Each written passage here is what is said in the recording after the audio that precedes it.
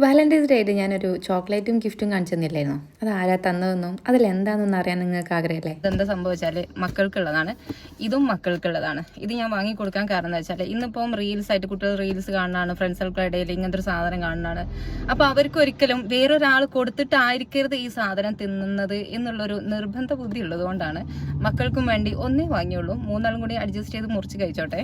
അതുപോലെ ഇതും കുട്ടിക്കുള്ളതാണ്, അതും സർപ്രൈസ് ആയിട്ടുള്ള സംഭവമാണ്. ഇതിൻ്റെ ഫുൾ വീഡിയോ ഞാൻ കാണിച്ചു തരാം.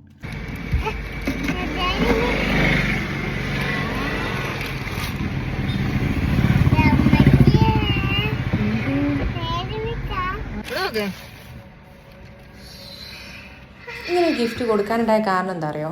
ഒരിക്കൽ ഇവൾ എന്നോട് പറഞ്ഞു എനിക്കിങ്ങനെ നിസ്കാര കുപ്പായം വാങ്ങി തരുമോ എന്നുള്ളത്. കാരണം പ്രിൻ്റഡ് ആയിട്ടുള്ള ഞാൻ അതിന് മുമ്പ് ഒന്ന് വാങ്ങിയിട്ടുണ്ടായിരുന്നു. അപ്പോൾ അത് കണ്ടിട്ടുണ്ടാവണം. അപ്പോൾ ആഗ്രഹം ഉള്ളതുകൊണ്ട് ഉള്ളെന്ന് ചോദിച്ചതല്ലേ.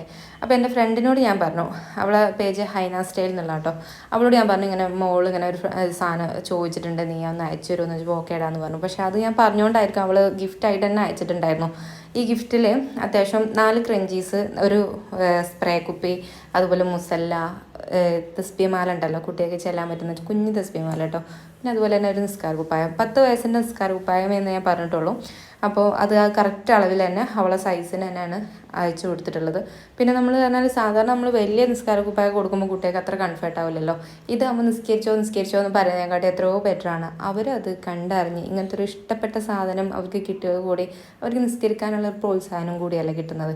ഇനിയിപ്പോൾ നോമ്പും പെരുന്നാളൊക്കെ അല്ലേ വരുന്നത്. നോമ്പിന് നമ്മൾ നിസ്കരിച്ചവരുടെ ബാക്കിൽ കൂടുന്നതിനെക്കാട്ടിയും എത്രയോ ബെറ്ററാണ് നിസ്കരിക്കാൻ പ്രോത്സാഹിപ്പിക്കുന്ന രീതിയിലുള്ള ഇത്തരം ഗിഫ്റ്റുകൾ കൊടുക്കുക.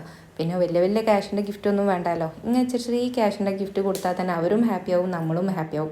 അപ്പോൾ നിങ്ങളുടെ മക്കൾക്ക് കൊടുക്കാൻ ആഗ്രഹമുണ്ടെങ്കിൽ സ്ക്രീനിൽ കാണുന്ന നമ്പറിൽ ഇപ്പോൾ വിളിച്ച് തന്നെ ഓർഡർ ചെയ്തോട്ടോ. അപ്പോൾ പെരുന്നാൾ നോമ്പൊക്കെ അല്ലേ വരുന്നത്, ഒന്ന് ഉഷാറായിക്കോട്ടെ.